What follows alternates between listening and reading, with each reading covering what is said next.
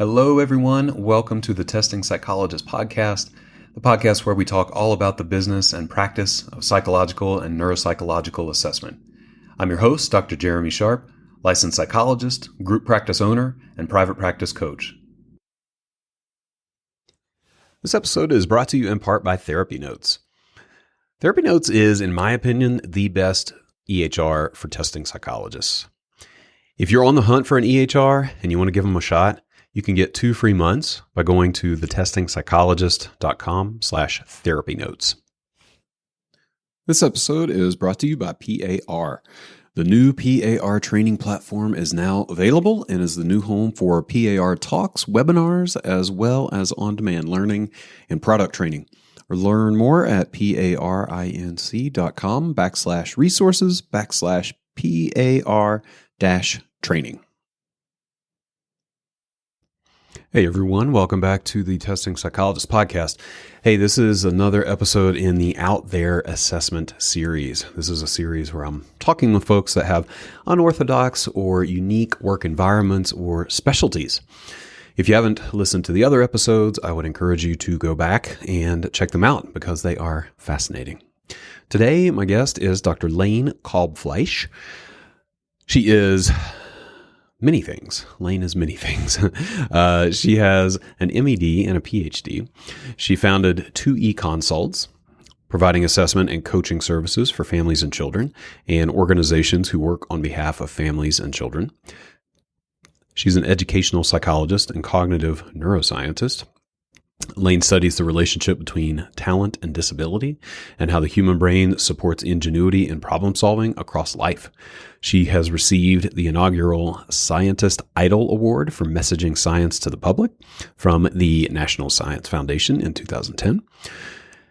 She's been featured on CNN with Dr. Sanjay Gupta, SiriusXM Dr. Radio, The Coffee Clatch, Special Needs Radio, Rhode Island PBS School Talk, and as a columnist writing on brain science and education for the Fairfax County Times. Layne is also the author of Teaching to Every Kid's Potential, Simple Neuroscience Lessons to Liberate Learners. As you can tell, Layne has done a lot and continues to do a lot in her career. And we talked today about the marriage of many of these things. We talk primarily about her work with tribal communities in northern New Mexico. And we, of course, discuss how she weaves in all these many different aspects of expertise and how it creates a pretty unique environment, at least from my perspective. So I hope you enjoy. Now, if you're a practice owner and you would like to get some support from other practice owners, in a group setting, I believe at this point we will have 1 or 2 spots left in the beginner practice cohort. So if you are launching your practice and you'd like some group coaching and to connect with other people who are in the same place that you are, you can schedule a pre-consulting call at thetestingpsychologist.com/consulting, and we'll check it out, see if it's a good fit. And if not, I'll point you in the right direction. All right, let's get to my conversation with Dr. Layne Kalbfleisch.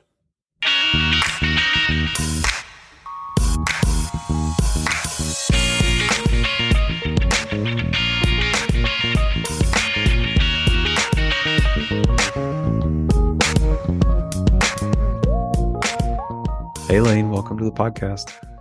Hi, glad to be here. Thanks, Jeremy. Yeah, I'm glad to have you. I'm really glad to have you. I'm excited to talk about your work and your specialties. So let's dive right into it. Tell us what you do, where you do it, how you do it, anything that feels important. Yep. I'm Dr. Layne Kalbfleisch, and I have a practice called 2 eConsults LLC, and I'm based in Espanola, New Mexico. And I have an office in Reston, Virginia as well. And Espanola is a little village about 45 minutes north of Santa Fe, New Mexico. And I work situated among the 8 northern Indian pueblos here, the Tewa pueblos. And so I have a practice that animates test results of psychoeducational evaluation, or other kinds of data that impact families and children, especially children in learning environments. So my practice involves staff developments and psychoeducational evaluation, coaching social skills, and assistive technology. And then within my work context in New Mexico, I'm funded to have a teen program for something called ANSMIC, Animating Neuroscientific Skills in Indigenous Communities. And I'm Anishinaabe from Sault Ste. Marie, Michigan, Ojibwe. But I work here. I landed in northern New Mexico actually on my honeymoon and got recruited to run a winter college arts program. And that kind of turned into one opportunity after the other. And when the pandemic hit, we were quarantining in New Mexico because it contains less people than Northern Virginia. And so I'm full-time in New Mexico, and I travel back and forth to the east now. But this program is a combination of a book I wrote in 2021, teaching. I always forget my long editorial title. It's important in 2021, teaching to every kid's potential, simple neuroscience lessons for liberating learners. And it's what a brain would say if it could tell us what it needs to be healthy and well. And in my mind, it boils down into 4 skills: being flexible, being ready, being connected, and being unmasked, or being able to understand the deep skills that are influencing behavior. So in Indian country, I have aligned those with the 4 directions of the medicine wheel. And then we are grounding into clay with my teaching collaborator, Clarence Cruz, who's a potter from Okiawinge, New Mexico.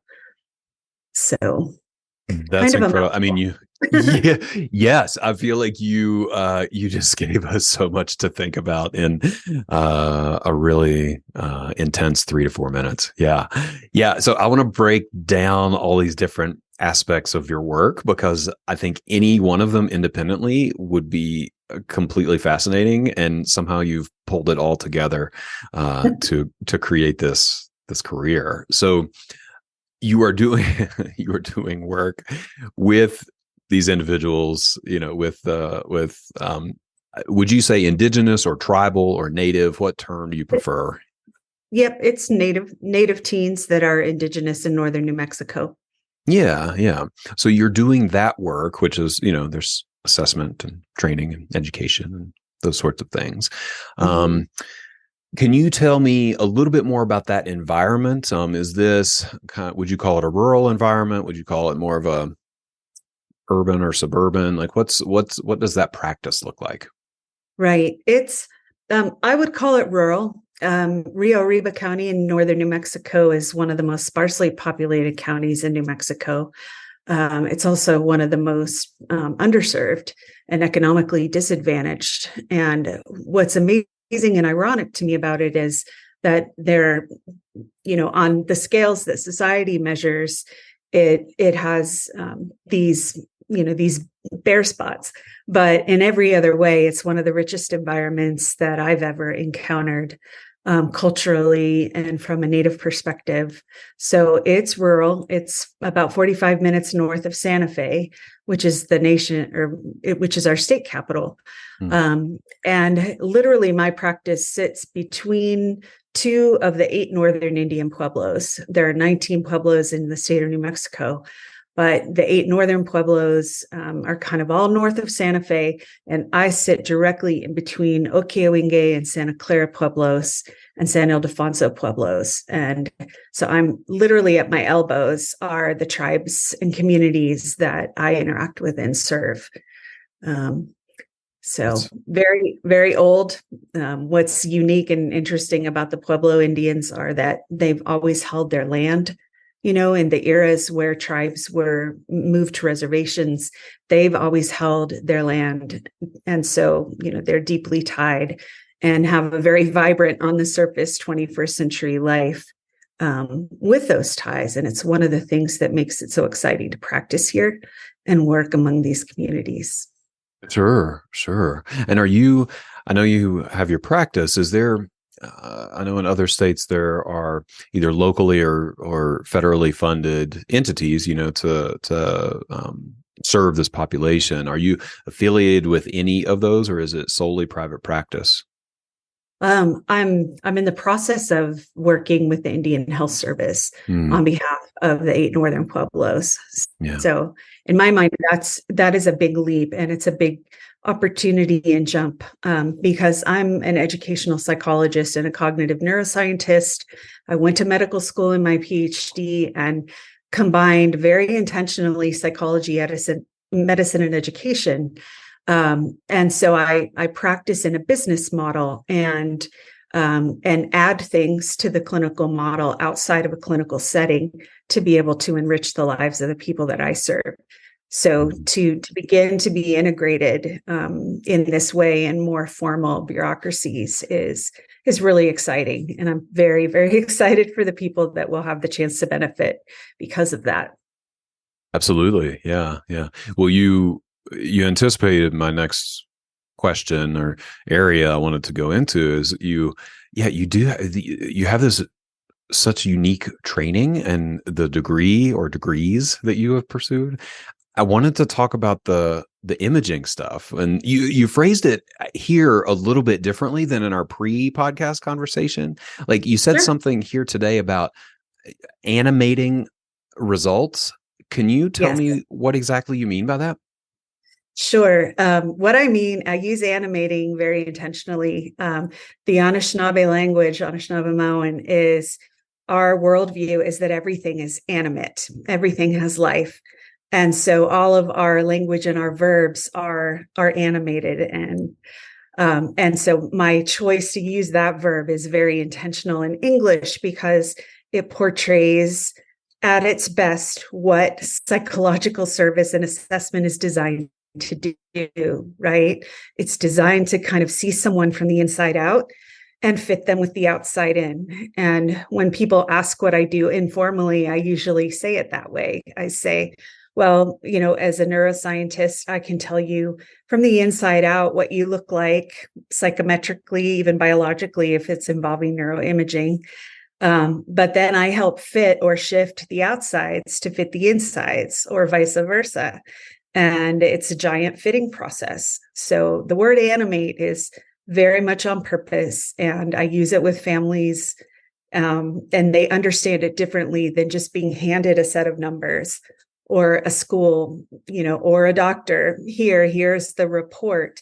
But when it boils down to lives, it's about animating the numbers from the page. It's about animating the formal vocabulary and the concepts in ways that are meaningful to people on a daily basis. I love that. I love that. And I really appreciate the description and how, the context for that. Can Mhm. you describe for me how that looks in the room? What does animating the results actually look like if you were talking with clients? Sure. So typically for children, I always have something that I call a playbook session, and I draw pictures for kids so that they're not seeing the numbers. Not every parent wants their child to know their IQ. The formal words are boring and dry. And so I draw pictures of what their ability looks like. We sketch out their executive functions, and I create that constellation for them about who they are. I tell and show parents and kids where they're on the same page, where children that are old enough to self-report may show similar things from the inside out that their parents see from the outside in. And when they're different, because we know what two skills are different, then we know why, right? Because that's the big question. Why, Dr. K? Why is it like this? Why do I always get stressed or upset in this situation? So the words give a lot of explanatory power, but the animation involves strategies that I might give in that session based on what those results look like. I always send a family away with a strategy attached to a tool, a physical tool.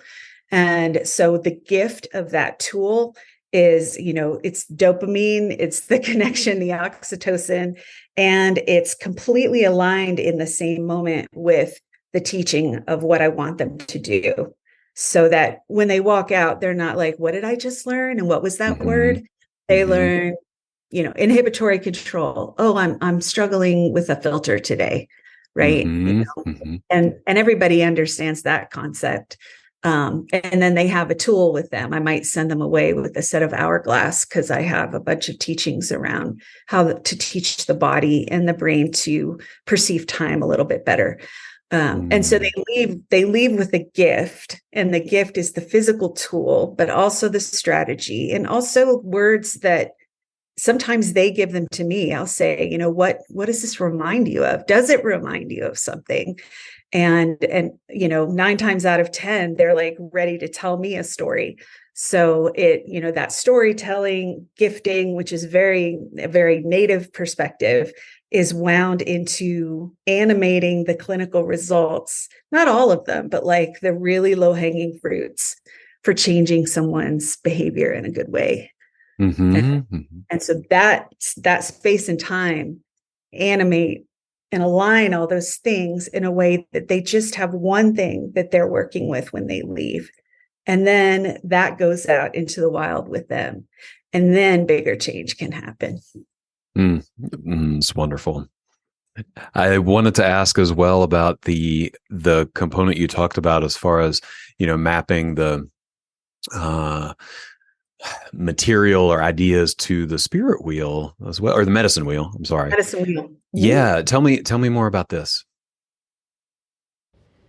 Let's take a break to hear from a featured partner. Y'all, there are so many EHRs out there to choose from. That's why I am happy to endorse Therapy Notes as what I consider to be the best EHR for testing psychologists. The note templates that are embedded are usable right out of the box for testing folks. We don't have to do any customization, and that is so valuable. Beyond that, Therapy Notes is a full-featured EHR. It handles scheduling, billing, insurance claim submission, notes, documentation, everything. They also recently rolled out custom forms, which means that you can create your own intake paperwork to send to clients through their client portal. If you'd like to consider Therapy Notes, which I would highly encourage you to do, you can get 2 free months by going to thetestingpsychologist.com/therapy notes. That's thetestingpsychologist.com/therapy notes. I'm excited to tell you about PAR's all-new PAR training platform, an elevated online learning environment with everything you need in one place. This is the new home for PAR Talks webinars, many of which offer APA and NASP-approved CEs, and also houses on-demand learning tools and PAR product training resources. Best of all, it is free. Totally free. To learn more, visit parinc.com/resources/PAR-training. All right, let's get back to the podcast. Kind of the short way I describe it is spirit, mind, body, clay, right? And creating and reminding people that we really do have this great, this is how we're all aligned and present. And knowing that in Native America and in the world writ large, people's belief systems are very different from one another. And in Native America, the tribal beliefs are very privately held. And even the language attached. And so the medicine wheel is kind of a common reference point culturally that we can refer to, and while maintaining cultural privacy in specific instances. But the 4 directions of the medicine wheel, north, south, east, west, all align with stages of your life, with plant medicines, with belief systems, with stages of things. And so it was the most immediate thing in my mind of how do I take the neuroscientist doctor part of me and align it with the indigenous part of me. And after I wrote the book, like literally it was out about 2 months, and I was reading in my native context and saw someone else's rendering of a couple of the ways that the medicine wheel is applied, and just had this moment of, wait a second, flexibility, readiness, connection, and unmasking each kind of fit one of the 4 directions on the medicine wheel.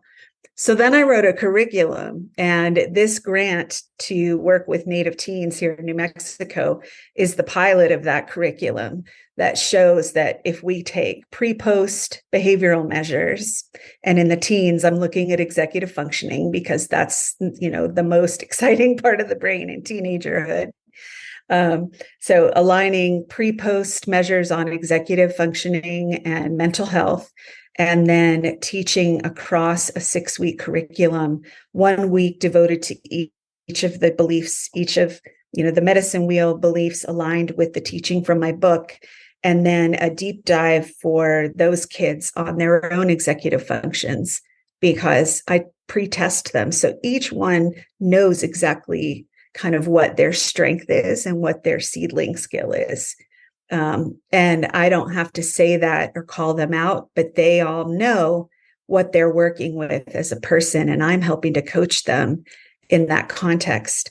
And then because teenagers, A, don't want to sit and listen to a direct teaching for very long, and B, feel self-conscious when there's, more than a dim light shining on them. My good friend Clarence Cruz is with me, and he's a Tewa potter. And so Tewa is the language of these pueblos I'm surrounded by. And one of their values is the masculine and the feminine balance. And so he and I represent that balance. He brings in the Tewa language and teachings when he's comfortable sharing. And I always, chip in with the Ojibwe. And so these students are kind of getting 2 native worldviews from language and just the stories that he and I share back and forth, and the stories that come from the kids as they get comfortable. So, having your fingers in the clay, you start to quickly realize, oh, well, I'm shaping this bowl from dust, and essentially I'm made of dust. And when I die, my body will return to the ground, and this is a huge circle of life. And so being literally grounded, hands in the dirt, bringing that clay into a beautiful form is the analogy for what our process with the teens.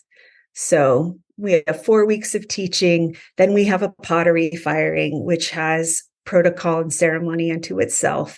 And then we finish with a feast that includes and incorporates their families, so that what we've done is able, again, to animate and situate back into the families. Right. And so we're in the first session. We've got funding for 3 sessions a year for 4 years. And the students are already saying, could we bring people not in our family to the feast? And could we come back, or could we keep coming? And that's the exciting. Yes. And the answer to them is yes, that the Behavioral Health Services Department, the state of New Mexico, is funding this, and they want to see it grow. And so I imagine that it will be a combination over time of kids that start, that really feel at home, that want to stay and continue to grow, and kids who are coming in at a specific time for a specific reason. The motivation for the program were the escalated levels of teen suicide right now, post-COVID, and among Indian country. So with these kids, we're saying, if you have lost someone to accidental or intentional death, this program is for you. And we're not focusing on the grieving per se, but we are trying to put in that space that self-knowledge of executive functioning, the lack of perfection in this time of life, and just aligning the science and the spirit into their bodies and their minds, and using the earth and the clay as a way to support that process.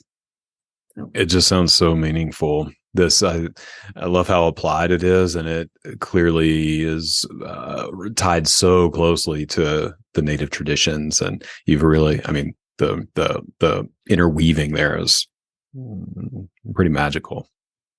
It is. I'm very excited about it, and we're excited as people gain trust of the cultural boundaries and privacy, but still that ability to share things that create insights and moments of understanding for teens, where they Yeah. start to realize, oh, I'm not supposed to be there yet. I'm not. There's so much pressure, and there are so many things in society, and my friends are experimenting and just wanting to feel better. And it just gives them a way to navigate a little bit better than they might have otherwise. Sure. Sure. I feel like I could talk to you forever about these different aspects of the work, but I know, I'll come back. I would love to. okay. Okay. Maybe thank you. Thank you. I'll take you up on that. For this conversation, though, I'd love just to shift and talk at least briefly about how you ended up here, especially with such a varied, varied skill set. You've put together a lot of kind of unique skills, and so I'm curious: was this all purposeful? Was there some element of accident? Like, how did you end up doing what you do? In the beginning, it was, well, it's always been purposeful, but especially in the beginning, when I went to grad school, I thought wanted to be a college president. And I went to the University of Virginia with that thought and ended up in an internship helping some students with learning disabilities for a while. And, these were those twice exceptional people with incredible minds, but definite disabilities. And I knew nothing about any of this. And the more I knocked on doors, people just kept shrugging their shoulders. It's not possible to be really smart and have a disability, and this doesn't exist. It's not measurable. And I thought, wow, this is a grand challenge. And these are some of the most amazing people. So I think someone should look into this. And I decided to do that, and I've been doing it ever since. So the neuroscience, very much on purpose, during a time when education and neuroscience weren't really talking to each other, and there weren't even education programs for it. I had done my master's degree at the University of Virginia. And so when I petitioned to come back and I said, I want to combine these fields, will you let me? And they said, we will let you. But we're not sure how to do this, but we're going to fund you to be here to do it and figure it out. I won the Best Master's Student Award. And so I think that helped them say yes to a really ambiguous thing. Yeah, that helps. Yeah. And so I came back and I just started knocking on doors. Can I come to medical school for 2 years? Can I, come over to the rat labs and look at what cell biology is all about? And no one ever said no. I was always, sure, come in and try. And predicated on that, I was able to get the education that I really had in my mind and my vision. And then after that, I thought, well, my career will be a patchwork quilt, because a classic scientist digs in one way, applied people dig in another way. And I just had to be open to what sides of my education were going to be open at certain times. So that really became the weave. I went to Cornell Medical School and did a postdoc in pediatric neuroimaging. Then I pivoted back and did curriculum development for Fairfax County Public Schools in Virginia. Then I went into my tenure track position at George Mason. And that was an amazing opportunity because I was an education professor embedded in a neuroscience institute, and then privately funded to become an adjunct professor at Georgetown in neurology, be a part of their neuroimaging development, and then come back to my own university and spend 2 years of my tenure track engineering their neuroimaging lab. So I have, the training in nuclear medicine came after my PhD and was completely unanticipated, but it gave me truly this ability to go between fields and to understand the technology in a way that serves people on the ground now. Absolutely. Yeah. I mean, that's so remarkable. I hope one day we do get a chance to dig deeper into that journey. That's we could have a fantastic conversation, even around how do you design an education program like this and, advocate for yourself. And anyway, there's so much, but it was truly remarkable. Yeah. I will say 2-week consults was really born right around 2015 when the autism diagnosis shifted, because a bulk of my work was in autism research with Johns Hopkins and Georgetown and private sources. And when the diagnosis shifted, a lot of the funding dried up because it was such a radical change to take away the conversation about individual differences. So that was the point where I thought, I could be a lab for hire in my university. I could stay and, work with the challenges in higher education. But at that point, the field of educational neuroscience was growing so quickly that I felt like I was going to miss out on other opportunities. And so I decided to leave my tenured position, go 100% into 2-week consults. And it was a nice risk. I landed well because I was a part of a funded team after I left and in the National Science Foundation. And we're looking at group brain dynamics and learning. And so, that was a very skinny part of the thread of my work, but everything's going well. So that's good to hear. Well, that's a nice segue to my next question, which is what you love most about the work that you're doing now. If you can name one thing, you can name a couple of things. What do you love? Oh, yeah. Every day is different. That animation process is different, family to family, person to person. The chance to work on the individual level and also the organizational level, which my book has been a huge bridge to staff developments, clinical staffs, bigger institutions, to be able to walk that line back and forth between institution, families, and kids is a luxury, because most people build their career in one aspect or one level of the track. And the fact that I can cross those bridges and boundaries on other people's behalves it's amazing. It took a long time to do. Sure. Took a long time to get that fluency, and it's one of my favorite parts of my job now. Yeah. What about things that are more challenging? Is there anything that you don't love so much? I would say the most challenging part is self-care. When everyone's needs are really at a fever pitch. As you know, the pandemic really rocked everyone. And in psychology and at my coaching table, it's still rippling, it's still happening.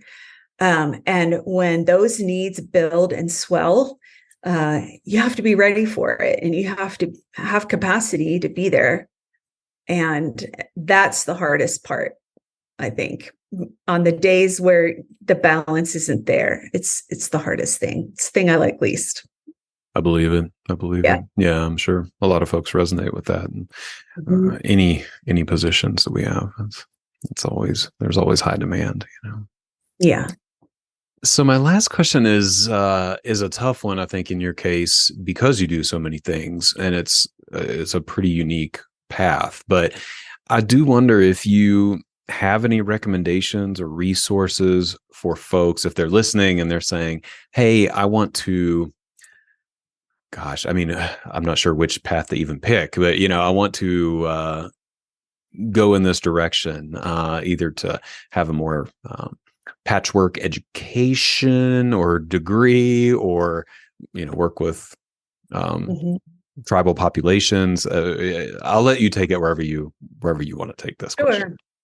Yeah. Well, my first thought is everything you do is person to person. It starts with your connection to one other person, and don't minimize that, because every aspect, every step of the way for me, something shifted because of one person. And there's an article people can find online. It's called Thinking into the Future. And it was an interview with the journal, the Roper Review. And I articulate this, and I articulate it very specifically, like people who were instrumental in shifting my path for me. And so it's all there, but don't underestimate that person to person when it feels right, when something is extended to you that wasn't in your own imagination. That's really important. I think tribal communities, the most important thing to lead with is your respect, respect for cultural privacy, respect for things that you don't know, because unless you are a tribal member, there are many things you will never know. And so to walk among those communities, humility and respect are the two most important values. And you find your way. That person to person is extremely important. Absolutely. Yeah. Sounds good. Well, kudos for taking a tough question. And, absolutely. Making something that people can actually hang on to. Mm-hmm. This has been great. Like I said, I could talk to you for a long time about so many things, and I appreciate your willingness to kind of condense it down a bit and hit some of the high points. And I'm guessing that people also found this to be a pretty fascinating conversation. So yeah, super grateful for you. Thanks for being here. Oh no, when I saw your post, I was excited because, to your point, kind of distilling it and talking about it, definitely the interest and the curiosity have to be there for the opening to be there. So I'm really glad you created the opening. Yeah. Anytime. Thank you very much. Yep. All right. Well, hopefully our paths will cross again, and take care in the meantime. Yeah. You as well. Thank you, Jeremy. Bye for now. All right, y'all. Thank you so much for tuning into this episode. Always grateful to have you here. I hope that you take away some information that you can implement in your practice and in your life. Any resources that we mentioned during the episode will be listed in the show notes, so make sure to check those out. If you like what you hear on the podcast, I would be so grateful if you left a review on iTunes or Spotify or wherever you listen to your podcasts. And if you're a practice owner or aspiring practice owner, I'd invite you to check out the Testing Psychologist mastermind groups. I have mastermind groups at every stage of practice development: beginner, intermediate, and advanced. We have homework, we have accountability, we have support, we have resources. These groups are amazing. We do a lot of work and a lot of connecting. If that sounds interesting to you, you can check out the details at thetestingpsychologist.com/consulting. You can sign up for a pre-group phone call, and we will chat and figure out if a group could be a good fit for you. Thanks so much.